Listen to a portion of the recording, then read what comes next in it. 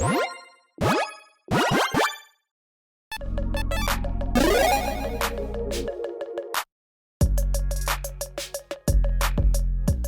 everyone, Mitch coming in from the Commander Score studio. Welcome to the show. So, leak season, let's just call it that right now, is continuing apparently for Modern Horizons 3. There are a lot of new exciting leaks, and I will say this hopefully just one time in this episode, but let's just use this for the rest of the episode too. Take everything I say with a grain of salt, because these have not been officially confirmed by Wizards, nor will they probably ever be until actual spoiler season happens. So with all that said, let's jump into the potential cards. So first up, goodbye. Okay, this one actually, the images, and I'll actually, Future Mitch. Yes, hi, this is Future Mitch. Hi, Future Mitch, this is Past Mitch. Remember to put the actual images that were on Reddit in the end of the episode, okay, and just have those like scroll, okay? Okay, I'll remember to do that, hopefully. All right, you got it. Okay, thanks, good. Okay, so the actual images of the cards that are blurry and sideways, and some of them cut off, and they were taken on a potato phone, they're gonna be the end of the episode, okay? I actually made custom versions of these cards so they're easier to discuss. I utilized all the text that was on those cards. There are some small gaps sometimes where, like, this one is called Goodbye because I called it Goodbye. The actual name of the card isn't showing on the card, okay? Everything else was pretty much showing on the card, but not that. So here we go. Goodbye with this really fun art of skeletons standing around a circle. Cool. Sorcery for 6 mana in black. Choose one or more. Destroy all creatures. Destroy all planeswalkers. Destroy all battles. Exile all graveyards. Exile opponents. Exile opponents. Lose all counters. And I will say that, yeah, I threw these together as quickly as I could, but I was trying to be accurate as well. Each opponent loses all counters is what that should say, not exile opponent loses all counters, okay? So, yes, there were some small mistakes, and please, please, please forgive me on those, okay? Regardless, this is obviously very reminiscent of Farewell, a card that is absurdly popular, I believe came out in Kamigawa Neon Dynasty, and it's a very, very flexible card. The exact same mana value, except in black, not white. Also sorcery, but this one does have 5. I think the other one had 4. The other one had 4 options, essentially. This one has 5. That being said, you can choose all of them, which is incredibly powerful. So, yeah, get rid of all creatures. Obviously, a board wipe right there. Typically, that's at 4 mana, right? But, you know, when you're at 6, you get all these options. Planeswalkers, battles. Those are more like circumstantial, I would say. Like, yeah, planeswalkers are there here and there. Like, if you're playing against a friend's Super Friends deck, yeah, that's great. But typically, there probably isn't a planeswalker on the board. Same thing with battles. I mean, like, maybe that one that, what is it, Battle of Zendikar, or whatever the one is that, like, ETB, you know, basically explosive vegetation, go get 2 lands. Getting rid of graveyards is very, very, very relevant, though, in many situations. I mean, if you have your deck that has graveyard needs, though, then, yeah, don't get rid of the graveyards, because it's all graveyards, so you don't get to pick and choose. That being said, yeah. And then also, taking away counters from opponents, that is very specific. It's going to be nice when it hits, and you're like, oh, yeah, you have, like, these experience counters that I want to get rid of. Cool, let's do that. But other times, it's going to be like, yeah, I know my opponents don't have counters, or like they have poison counters, and you're like, I don't want to get rid of those. So it is interesting. This one is definitely, in my opinion, not going to see anywhere near as much play as Farewell. It will still see play because it is a very flexible card that can help you out in many scenarios. That being said, are there going to be times where you're just choosing, like the most 2 chosen out of these are going to be like, okay, Exile Graveyards is going to be the second most chosen. The most chosen is going to be Destroy All Creatures. Because there's going to be plenty of times where Planeswalkers battles are on the battlefield and opponents don't have counters. That being said, you know, again, you could be playing against a, you know, Super Friends, you know, player that has experience counters left and right, and also is utilizing battles, and you're like, oh, cool, I hit all these things. So, yeah, and also I should mention that I believe Farewell also exiles creatures and artifacts, enchantments, all those things, essentially. This one does not exile, so keep that in mind, except for the graveyards part. But yeah, interesting, a very interesting card. Next up, Glimpse the Impossible. Sorcery for 2 and a red. Exile the top 3 cards of your library. You may play those cards this turn. At the beginning of the next end step, if any of those cards remain exiled, put them into your graveyard, then create a 0/1 colorless Eldrazi creature token for each card. Put in your graveyard this way. Those tokens have sacrifice this creature, add colors. This is a very interesting card, and again, when it comes to like sorcery speed, Impulse Draw, it doesn't see as much play when it's not like you can play them until the end of your next turn. because this one is, again, like, you play those cards this turn. You have to spend 3 mana for this, and you must utilize those cards this turn if you're going to utilize them. That being said, there is kind of like this backup, and Wizard starts kind of doing this more often where, like, cards kind of can't fail, essentially, and it has, like, a different value to it where, again, you say, okay, cool. Like, even if I get some value out of maybe one of those cards, great, I'll play that card. And, again, it is play, so that does count land, so keep in mind, if you're going to play this, probably don't drop your land for the turn. Just, like, wait till you get them off the top of the library, and then if you want to utilize all those lands, then do that. So that counts. That being said, I mean, are there going to be times when you, again, like, don't play any of the cards, and you're like, oh, okay, darn. But, like, the good thing is, those cards go to your graveyard, so you still get access to them potentially if you have graveyard shenanigans. But also, you get 3 0/1s then that you can sacrifice for mana. And of course, like, we're going to have more Eldrazi kind of, like, tribal things in this set and stuff that we're getting access to. So, yeah, getting, you know, Eldrazi creature tokens. Great. I think I probably missed. It's probably an Eldrazi spawn. Is that right? Not Scion. Eldrazi spawn. I probably missed that part right there. But, yeah, Eldrazi creature token. And essentially, you can utilize this kind of like as a mini, like, ramp spell in a way. This is, like, it isn't like Treasures where, like, you know, you are actually getting to fix your mana with it, too. This is, you know, getting 3 colorless. But, like, it's a mini ritual effect where you're like, okay, I spent 3. I get 3 mana, essentially, if I don't play those cards off the top of my library. And then I can just have a huge next turn by sacrificing those 3 creatures for 3 mana. Or you can utilize them as creature tokens, you know, in other ways. Like, you're like, oh, I pump them. I do this, I do that. Cool. It's a very interesting card. I'm not sure exactly how much play it's going to see, but, like, I can see certain scenarios where, like, if you've got a deck that, you know, has, like, a Chimera maybe that has a high converted mana cost, even if you don't have, like, any Eldrazi in the kind of deck or those kind of synergies or, like, you know, Impulse Draw synergies, you can be like, okay, like, I want to be able to get my commander out early. I can play this at 3. If, like, I get a card off the top that I really like maybe a land, cool, I'll play that. If not, I'll just be like, oh, okay, cool. Like, I will, you know, have all this extra mana and then be able to get my commander out earlier. So it's an interesting card for sure. Moving on. And I should mention, I'm just noticing this now too. I did not adjust the like, you know, mythic. It shows as a mythic, you know, with that little set symbol right there. But it is not all these are mythics, obviously. I just did not remember to update that. So my apologies. So yeah, those that last one I think was either common or uncommon. Anyways, Tarmogoyf Nest.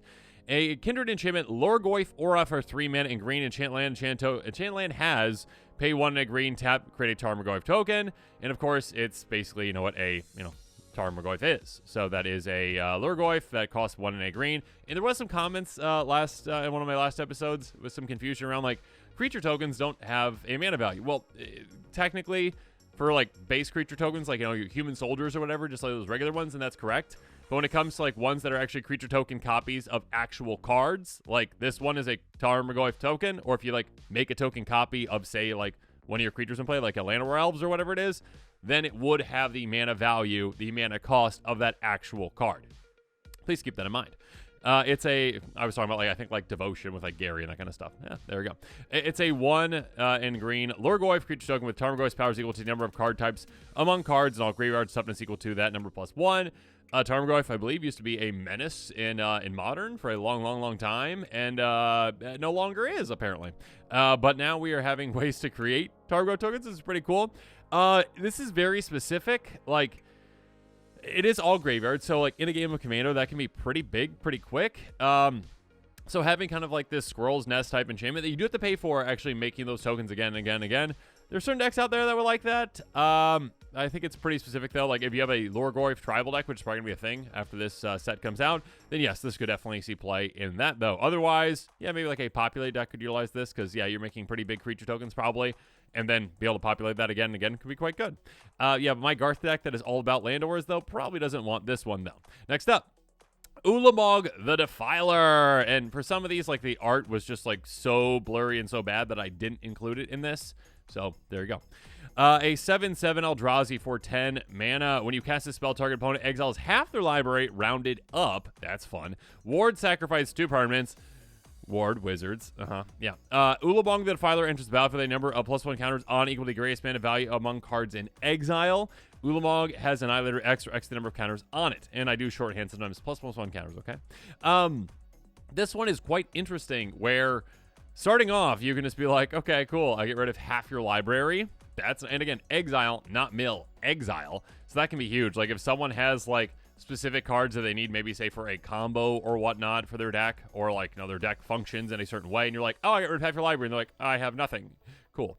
It does obviously take a while to get this out. This is at 10. Now, is that, something that's going to take a while to get to? Depending on how you build your deck? No, because, if you just build it so you can get this out really quickly, you can have like 20 plus mana rocks in your deck. You're like, oh, okay, cool. And very efficient ones at that because you're in colorless. Yeah, get this out quite quickly. Decimate someone's library, and then you have a 7/7 with Ward, sacrifice 2 permanents if it's hard to deal with. That being said, you could also, of course, enters battlefield with a number of counters on equal to greatest amount of cards in exile. You could build it in like other ways to like make sure that you have ways to exile things. Like there are certain like exile target permanent spells in colors, or like spell, I should say, mostly. There's a couple, I guess. But being able to, I think, scour from existence, is that the one? Anyways, being able to like specifically get rid of something, that's great. But otherwise, you're just going to be like counting on most likely just exiling. If you're playing against a player that has like a high converted mana cost, threshold in their deck, essentially, like they're playing like big spells, target them, and then this will have a lot of counters on it entering. And then just be gross, because again, Annihilator 4, I think, is the highest we've ever seen. Is that an Emrakul, or is there Annihilator 6 on, or is that 6 on Emrakul? I can't remember. There's Annihilator maybe 6 is what it is. Regardless, this can get a lot higher than that even, which is pretty crazy. It does, only count counters, so like give you other like pump effects, like, like you can play a Blackblade or Forge on this, like, yeah, that'll help you like turn this into a 2-shot or even 1-shot KO, because this already is going to be a 3-shot KO, most likely again a 2-shot KO with those counters on it, and maybe even a 1-shot KO at a certain point. That being said, yeah, you have other ways you can get counters on this. You have other ways you can proliferate ways to get more and more counters on this. And when you swing just even once, you can just decimate someone's board entirely, so they're just gone for the most part, which is kind of funny. Not funny. Sad for that player, but funny for you. So yeah, this can definitely be like a 1-shot KO commander that can also just 1-shot KO someone just by attacking, essentially. So that's pretty gross. Yeah, I can see this one being quite popular. It is quite deadly. Ward, sacrifice 2 permanents is definitely not perfect, and if someone's going to try to get rid of this, they really should be willing to sacrifice 2 permanents, because if not, this is going to come at them and they're going to have to, sacrifice even more because that Annihilator. It's disgusting. It's a pretty disgusting card. Definitely going to be seeing play in Eldrazi Tribal. And, yeah, going to be a commander itself. That's going to be quite popular. I can imagine it being up toward, not probably the most popular colorless commander up there, but definitely up there. It's very, very spicy.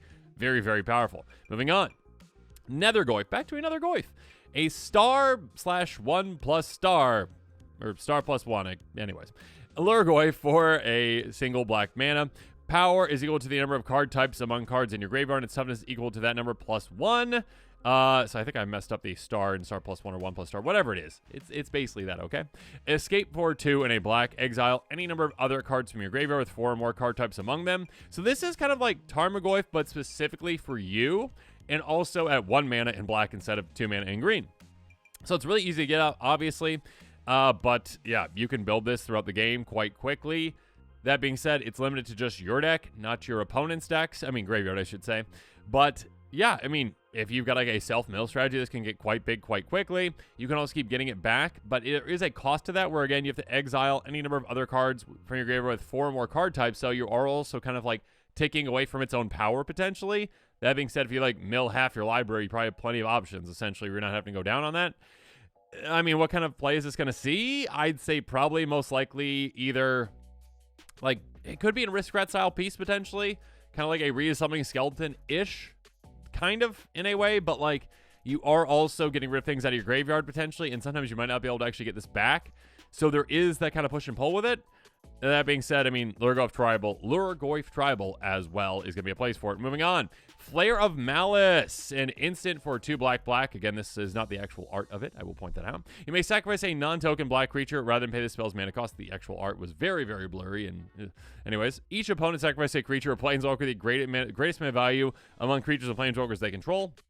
So it looks like we are getting a Flare cycle, which is kind of pretty apparent after we saw that very first one. I think it was the Flare of Denial. I think it was the first one, which is in blue that we saw. But basically, it looks like we are getting a Flare cycle, which is this individual color. Sacrifice a non-token creature of that color. You cast this spell for free, instant speed. do whatever this kind of effect is. The blue one, I think, was counter target spell at 3 mana, but we're again free if you sacrifice a non-token blue creature. This one, quite spicy as well, though, being able to sacrifice a non-token black creature. This one probably, and I'd hate to say see more play because, like, the blue one, when it comes to, like, free counter spells, yeah, those see a ton of play in higher levels of play, like CDH, and just higher level plays of casual, too. When it comes to sacrificing a non-token is a huge factor in that, though, because, like, you are actually sacrificing something of value the vast majority of the time. So there's going to be less decks that are willing to do that. That being said, like, if your commander is blue and okay to be sacrificed, great. Or if your commander is blue and that player over there is doing something that they're going to win the game if I don't stop them, so I'm willing to do anything, including sacrificing my very valuable commander to stop them, that makes sense. That being said, the difference between this one and that one, even though, like, counter a spell is more relevant in the vast majority of the time than forcing opponents to sacrifice creatures, I mean, typically, this one is probably going to see more play if I had to guess, just because this one is sacrificing a non-token black creature, and when you're in black, you have more kinds of decks out there that are, like, graveyard-centric or aristocrat-centric, where you're sacrificing things for value. So you're going to have, you know, black creatures like a Resummoning Skeleton on play, which is creature fodder that you're fine with sacrificing again and again and again because you actually want to sacrifice that for value. Like, you have, like, a Blood Artist in play and, like, other things that, like, draw you cards when it's, you know, sacrifice, that kind of thing, too. So being able to cast this for free by sacrificing a non-token black creature, that's not as big of a downside, I would say, than sacrificing a non-token blue creature for Flare of Denial. But yeah, each opponent sacrificing a creature or planeswalker with the greatest mana value is actually really good, obviously. Being able to say, like, okay, I can't pick and choose what you sacrifice, but you're sacrificing your biggest thing, which is typically the best thing. Not always, but typically. And again, sacrifice gets around regeneration. It gets around indestructibility, hexproof, everything like that. So yeah, it's a very interesting card. I think it's going to see a good amount of play. We'll see how expensive this one's going to be.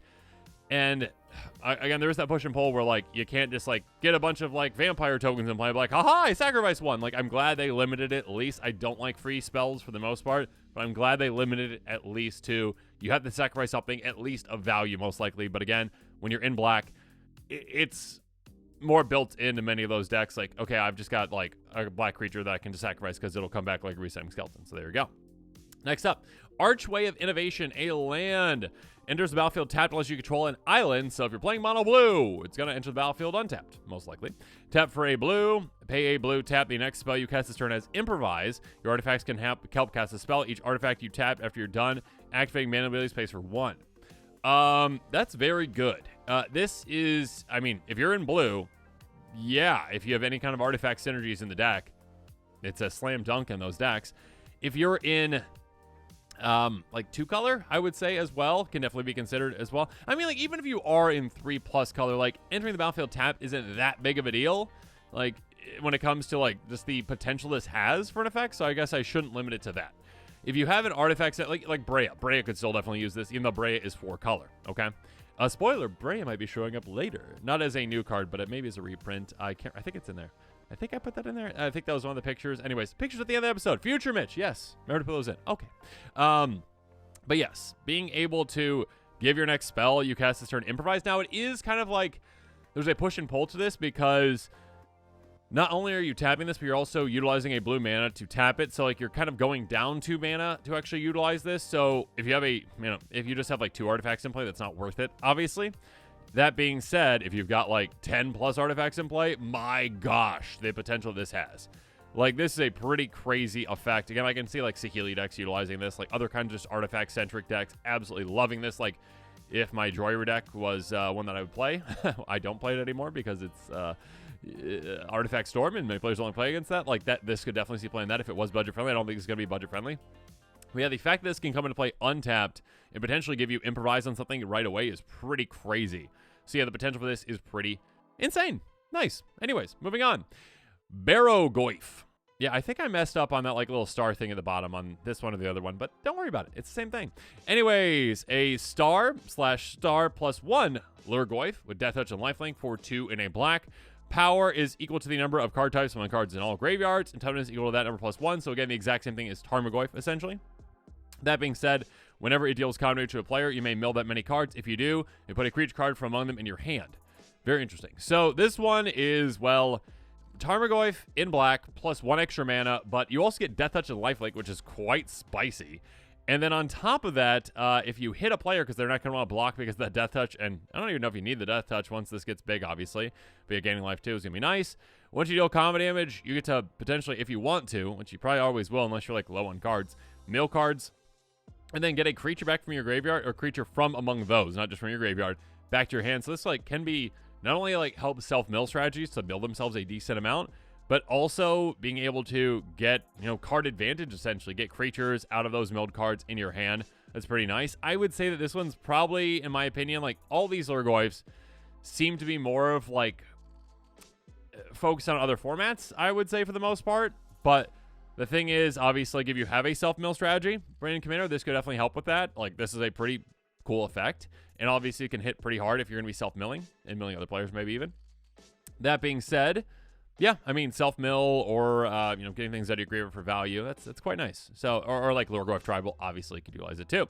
Next up, Trigoyf. And this is another one of those I believe the actual name was cut off. So, my apologies, but that's, my best guess is Trigoyf, because there's 3 heads.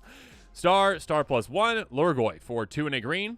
Trample and Myriad, and then the Tarmogoyf. Tax power is equal to the number of card types among all cards in all graveyards. Its toughness equal to that number plus 1. Reiner for Myriad is basically like when you're attacking, you get a token copy of this, tap and attacking the other players. So again, in Commander, the other opponents that aren't attacked with the actual copy of this are getting attacked by token copies of it too. So this is basically just like you get 3 Tarmogoyfs. I don't think Tarmogoyf has Trample, but I have Trample. So there you go. Yeah, I mean, if you're playing again in a mill strategy potentially that also wants to hit hard for some reason, do it. Because yeah, you can mill and get these quite big quite quickly. Other than that, like, again, I'm not sure exactly what kind of decks want this. Like, maybe, like, power matters type strategies. Because, like, the later the game goes, the more cards are going to be in graveyards. And, like, for this 3 mana, you can get a pretty decently powerful creature in play that also can make other token copies of it. And if you have populate effects, that can help too. But other than that, I think, like, all these Nethergoyfs are mostly just, like, Goyf Tribal, essentially. Moving on. Flare of Duplication. This art is also just very, very grainy. Anyways, instant for 3 mana in red. You may sacrifice an non-token red creature that pays spell's mana cost. Copy target in source spell. You choose targets for the copy. So again, this is basically clarifying that we're getting a cycle of these since we've seen 3 of them. I would be shocked if we did not see a white and green one. And spoiler alert that those have not been leaked yet, apparently. But yes, we have seen apparently the blue and then the black and then the red. Copy target. Did I say copy target? Instant source spell. Choose targets to copy. Yeah, this is quite good.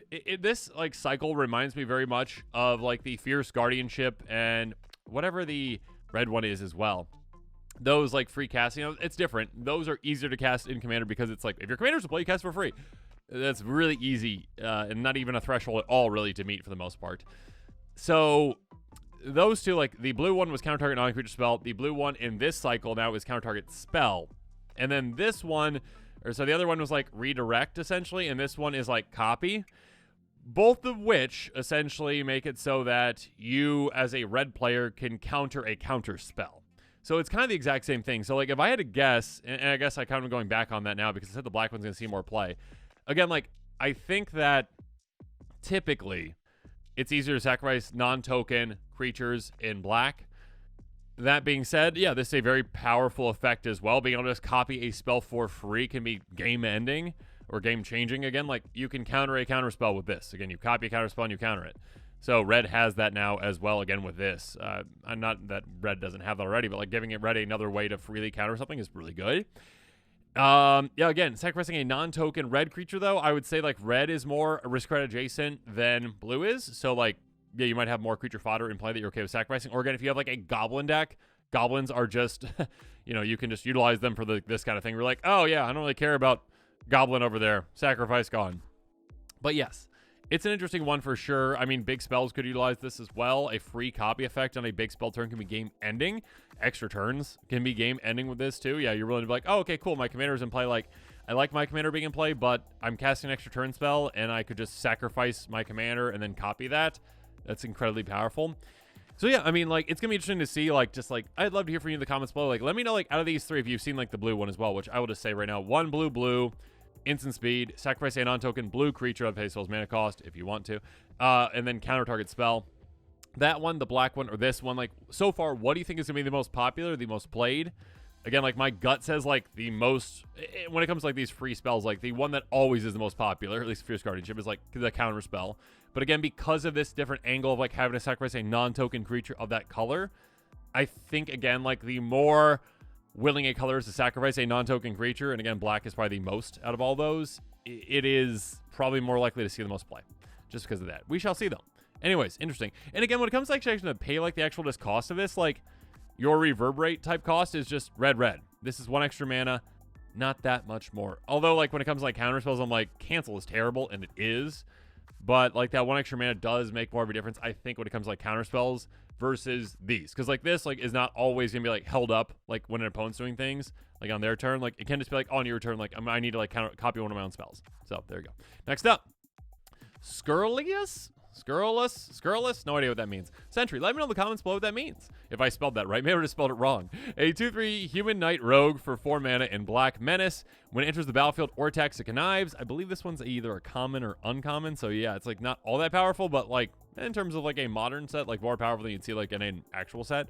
Yeah, in a modern set. I mean, yeah, a supplemental set. Well, not supplemental, whatever they call it. Anyways, yeah, I mean, if you have like a big need to loot, essentially, great. If you don't, no.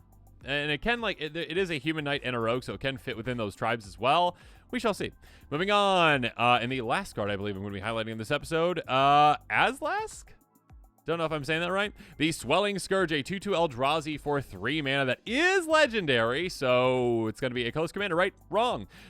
Whenever another colorless creature you control dies, you get an experience counter. And keep in mind, it does not say non-token specifically. Pay Wooburg. Creatures you control get +X/+X. So I've turned X the number of experience counters you have. Scions and Spawns you control gain Indestructible Annihilator 1 until end of turn. Okay.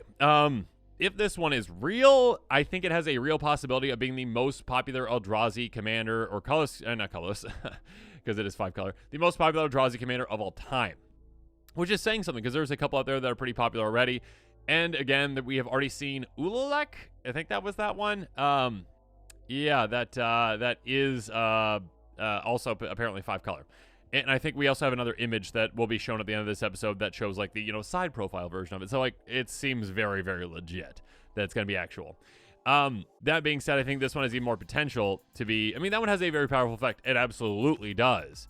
This one though, I mean, getting an army of Scions and Spawns in play, and then like Indestructible. When I was first reading this, I'm like, oh man, it makes them indestructible, great. And then I just like didn't see right away that next up was Annihilator 1. Giving an army of creatures Annihilator 1 is absurd. I don't know what they were thinking when they made this, I guess. I mean, like, there's only so many ways, I think, to make Eldrazi Spawns and Scions, but, like, you have access to all of them because this is 5 color. So, again, like, unlike every single Eldrazi commander, and don't say Morophon, please, in the comments below. Like, I know Morophon is, like, the tribal commander of all tribes, okay? I understand that. But, like, when it comes to, like, specifically a tribe getting a commander, this is like a 5 color commander for Eldrazi.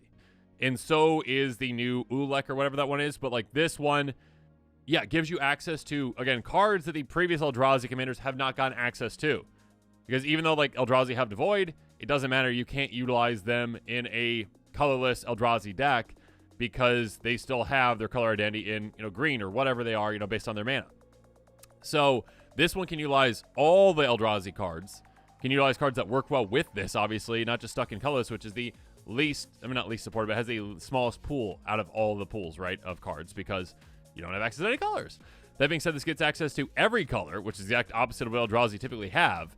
So there are plenty of ways to make Scions and Spawns, ways to take advantage of them, and then all you need to do is just activate this once, and you probably take one player out at the very least.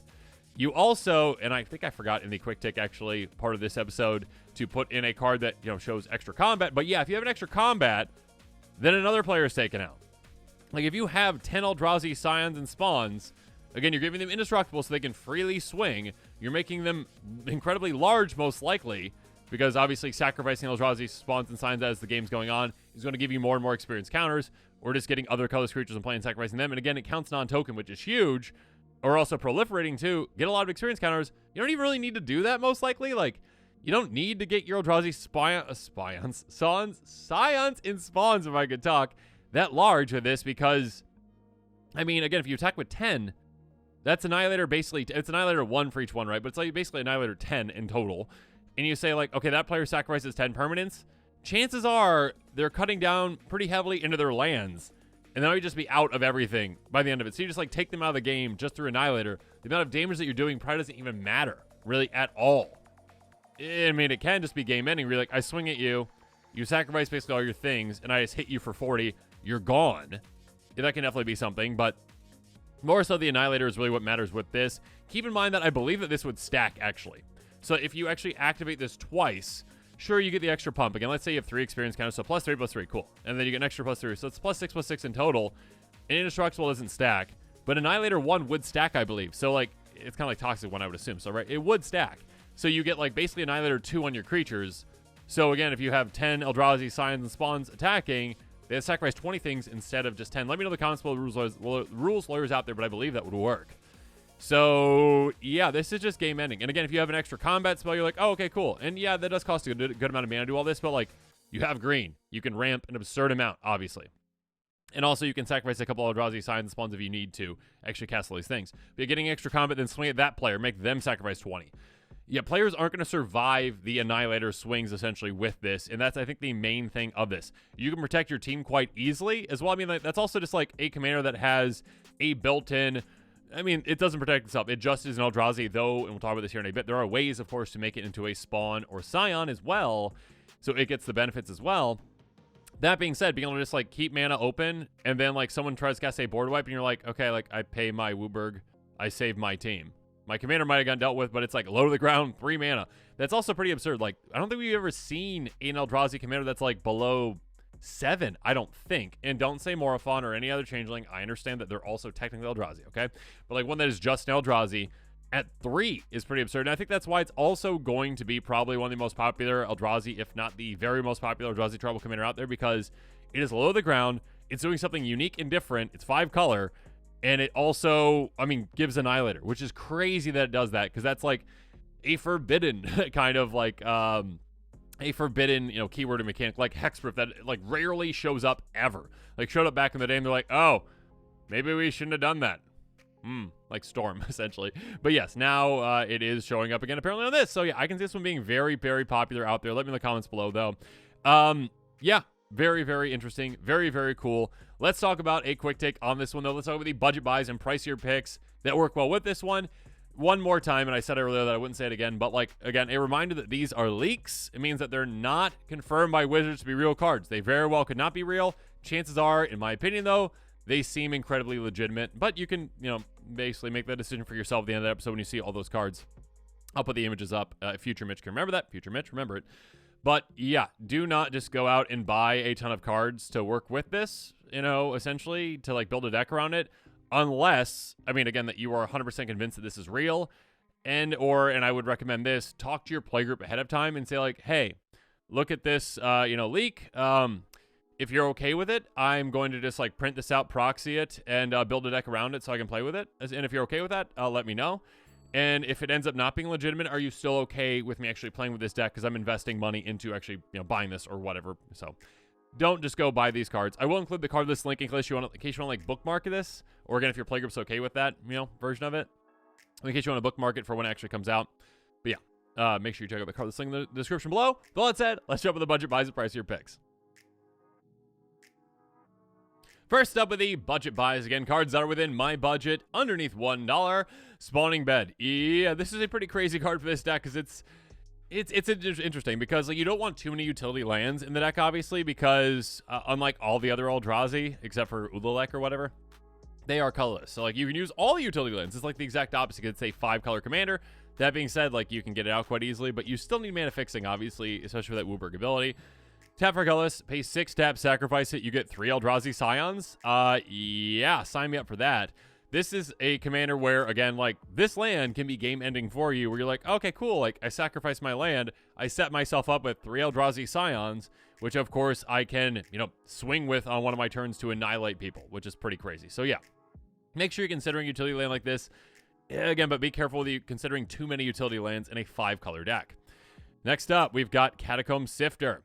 It is a 2/3 Eldrazi drone with Devoid. When it enters the battlefield, put a Eldrazi Scion creature token on the battlefield. It has sacrifice creature, add 1. Whenever another creature control dies, scry 1. Now, this one might only give you 1 Eldrazi Scion, and there's better creature token producers out there, and we'll talk about those here in a little bit. But, I mean, I guess it is an ETB that you can use in views potentially, but probably not in this kind of a deck. That being said, the important part here is you get extra value whenever your creatures die. Again, it doesn't say non-token, obviously. So you can get value out of sacrificing your Scions, your Spawns, whatever you're sacrificing, scrying to get, card selection at the top of your library. Not card advantage, but still amazing to just dig down to your deck and be able to get, the right card on top to be able to draw into it later. So keep that in mind. It's also Eldrazi. You can have other Eldrazi, effects, essentially. Other Eldrazi tribal type synergies. Moving on, From Beyond. Champion for 3 and a green, Devoid. Beginning of your upkeep, put a 1/1 coastal Eldrazi Sign creature token on the battlefield. It has sacrifice creature, add 1 to your mana pool. Pay 1 and a green, sacrifice this, search life for an Eldrazi card, reveal it in your hand, then shuffle. So this one is a pretty amazing card in that, hey, okay, make a bunch of Eldrazi Scions throughout the game. Just keep building up your army, which is incredible with this commander, obviously, to, well, build up experience counters if you need to sacrifice those creatures for mana. And then also just, have Annihilator. Just disgusting Annihilator everywhere, and also heavy hitting creatures too. That being said, if you need to be like, okay, I have to tutor for an Eldrazi, just paying 2 mana to do so after getting value out of this is pretty amazing to go tutor for any Eldrazi. Next up, we also have Eldrazi Spawn, of course. Growth Spasm, Sorcery for 2 and a green. Go get a basic land, put a play tap, then shuffle. You also get a 0/1 Eldrazi Spawn.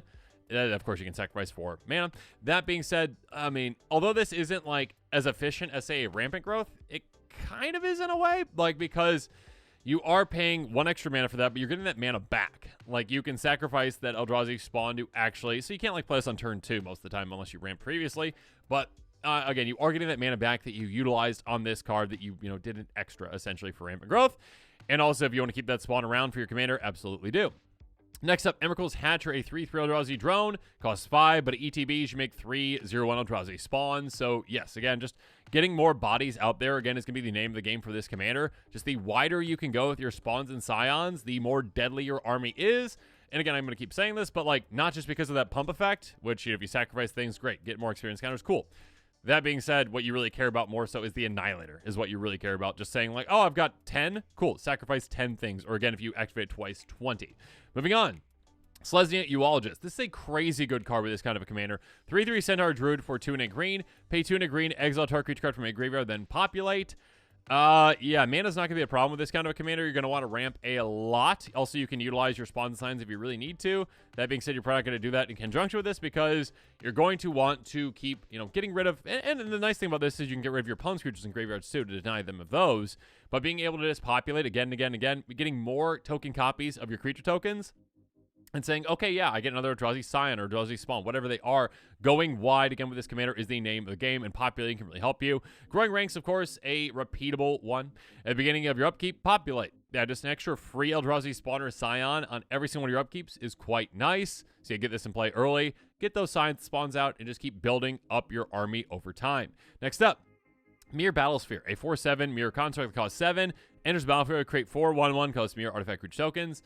Yeah, I mean, although this one does not create Eldrazi Spawns or Scions, if you do want to add experience counters, I mean, this is 5 potential bodies that will add counters once they are taken care of. So yeah, if you've got a way to sacrifice them, great. If not, they might get taken out in combat or whatnot. But yeah, being able to build up just 5 experience counters just out of nowhere with this can be really incredible. And obviously, we'll talk about a card here in a second. There are ways to make these themselves into Spawn Scions as well, like with Mirror Entity. A 1/1 shapeshifter with changeling, so it's every creature type, including spawns and scions. X until end of turn, creature you control base power and toughness. XX and gain all creature types. So first of all, you can make your creatures massive by dumping a good amount of mana into this if you really want to. More importantly, though, even if you just put 1 mana into this, cool. What you are doing is turning every single one of your creatures into every creature type, which means that they are spawns and scions, which means that they get that benefit from you activating, so they get pumped, and also they get annihilated and indestructible. So this is a way to, well, protect your commander, but also give every single one of your creatures Annihilator. That's insane. So, yeah, that's kind of a card can be amazing in this kind of a deck. Next up, Thrumming Bird, a 1/1 Phyrexian bird that costs 2 mana in blue, flying, deals combat to a player, proliferate. So again, this is not an Eldrazi, obviously, or a Scion or a Spawn.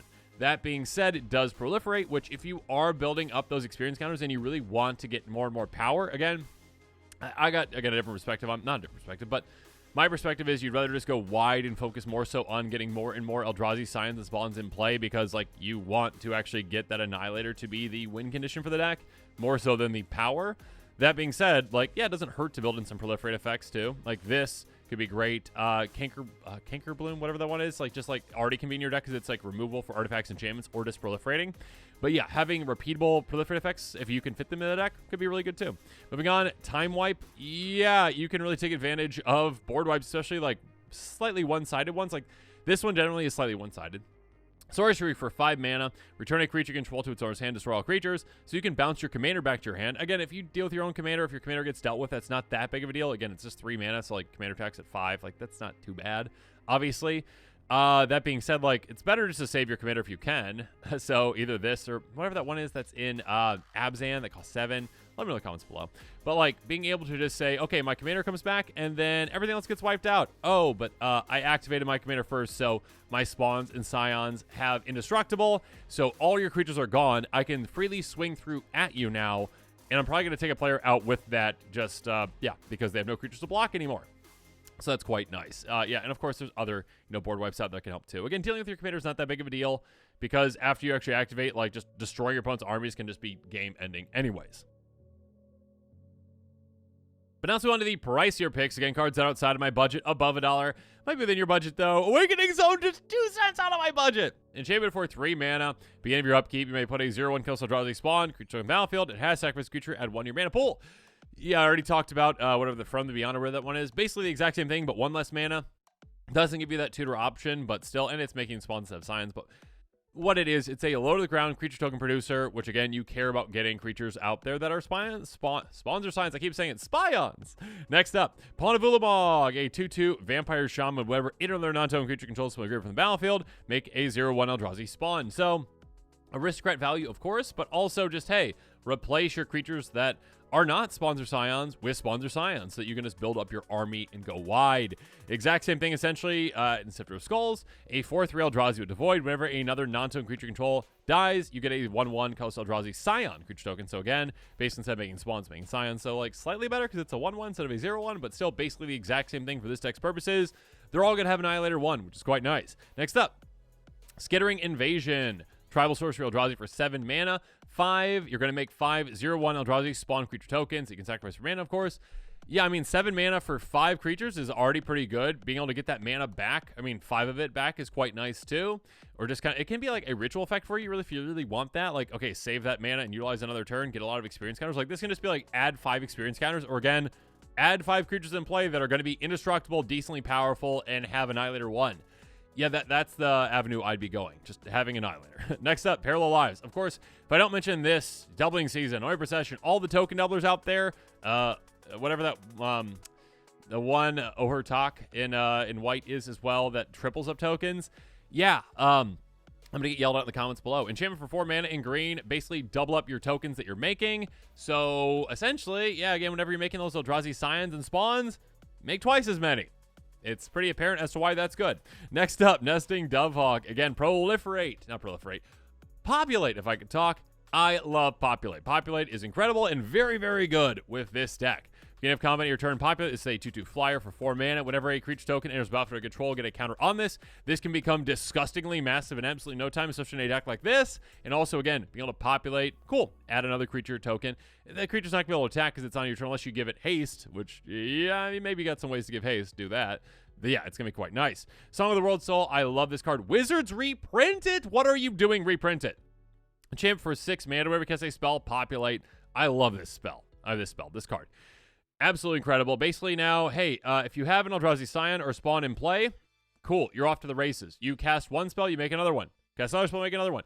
Every single time you cast any spell, you get an Eldrazi Scion or Spawn if you already have one in play. That's incredible. Go so wide, your opponent's heads will spin, and then just activate once, Annihilator 1, activate twice, Annihilator 2, basically. Wipe out every single one of your opponents in absolutely no time. Speaking of which, Yawgmoth, ran position.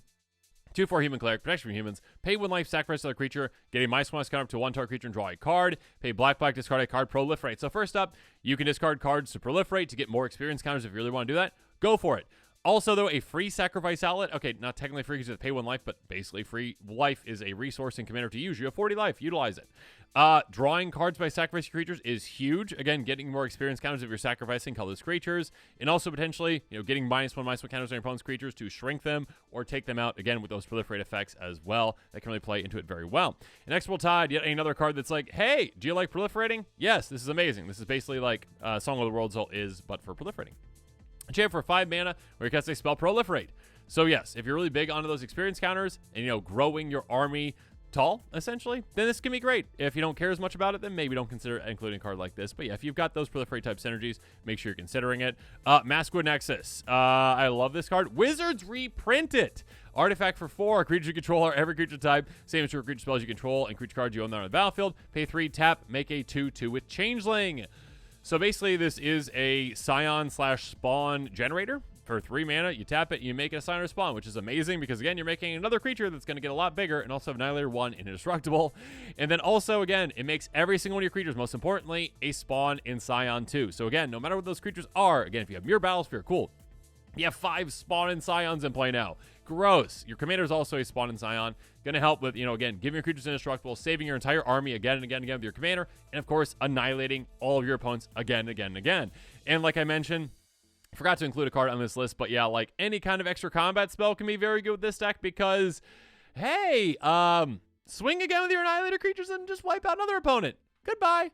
But now as this episode is coming to a close, it's time for me to hear from you in the comments below. And again, a reminder, I know I keep saying that I'm not going to keep saying this, but just a reminder in case someone missed it earlier, these are leaks. They are not officially confirmed by Wizards, nor will they ever be most likely until actual spoilers come out. And then they'll act like the actual spoilers are the first time anyone's ever seen these, okay? Now, if I had to guess if they're actually real or not, I would say 99.999% chance that they are real. The vast majority of them at the very least. So yeah, they seem there's a lot of very exciting ones. Again, make sure that you check out that card listing in the description. Ask your playgroup first if you're going to try to build around that commander, though, and be like, okay, are you okay? Like, if it's not actually real, I keep proxying it and playing around it. Make sure you ask that question first, or just, like, bookmark it for a future date when the actual card is revealed to be real, which it's probably going to be. Regardless, I hope that you enjoyed this episode. Make sure you're staying tuned to this channel for even more exciting quick takes and spoilers, which should be happening. Again, spoiler season is in May, I believe. Late May, probably, for this set, because it comes out in June.